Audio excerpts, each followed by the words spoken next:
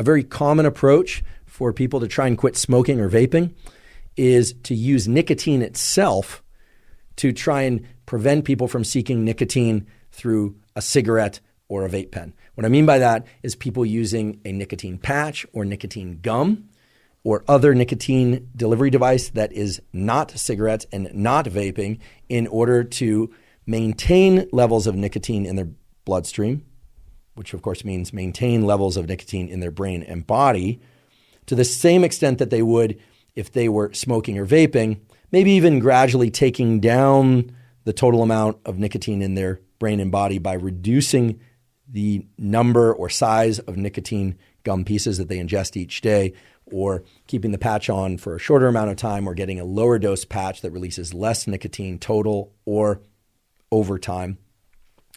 All of those approaches have been shown to be reasonably successful. I'll get to the numbers in a few minutes, but reasonably successful in allowing people to quit smoking or vaping.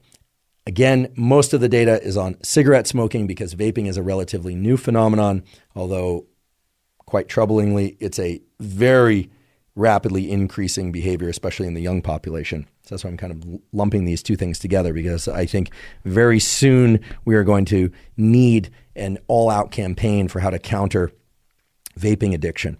So what do we know about smoking cessation using nicotine itself? Is the patch best? Is nicotine gum best?